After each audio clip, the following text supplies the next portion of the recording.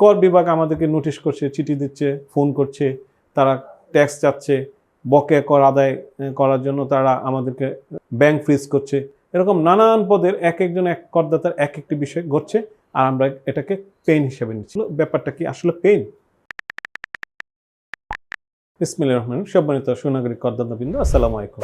আমরা যারা নিয়মিত করদাতা এবং কর উপদেষ্টা হিসেবে কাজ করি, আমরা কর বিষয়টিকে আমরা সহজভাবে নিতে পারি না। আমরা এটাকে অনেক সময় পেইন হিসাবে বলার চেষ্টা করি যে এটা একটি পেইন। কর দিতেছি, উপার্জন করছি, আয় করছি, সম্পদ করছি, করও দিচ্ছি, কিন্তু এটা পেইন। পেইন বিষয়টি এরকম না। মানে অর্থাৎ কর বিভাগ আমাদেরকে নোটিশ করছে, চিঠি দিচ্ছে, ফোন করছে, তারা ট্যাক্স চাচ্ছে, বকেয়া কর আদায় করার জন্য তারা আমাদেরকে নোটিশ করছে, ব্যাংক ফ্রিজ করছে। এরকম নানান পদের এক একজন এক করদাতার এক একটি বিষয় ঘটছে, আর আমরা এটাকে পেইন হিসেবে নিচ্ছি। আজকে ল ম্যাটার এই কাজ করতে গিয়ে এই বিষয়টি আবিষ্কার করলো যে আসলে ব্যাপারটা কি আসলে পেইন? হ্যাঁ, অবশ্যই পেইন যদি আপনি কমপ্লায়েন্ট না হন।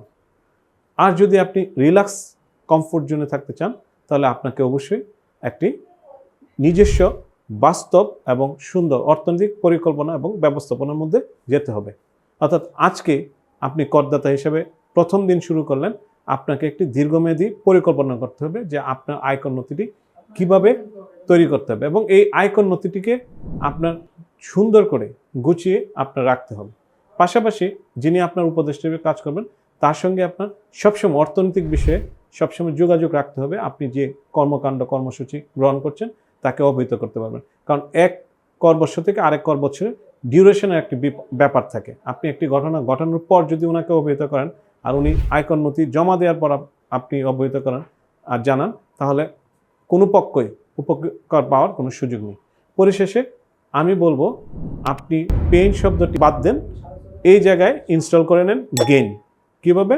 যদি আপনি নিজের আয়কর নথি সম্পর্কে নিজে অবহিত হয়ে দক্ষ অভিজ্ঞ উপদেষ্টা দিয়ে কাজ করান, তাহলে এই পেইন হয়ে যাবে আপনার গেইন। আপনি আয়কর নথি জমা দিন এবং গেইন এনজয় করেন, এই কামনায় ল ম্যাটার। ধন্যবাদ।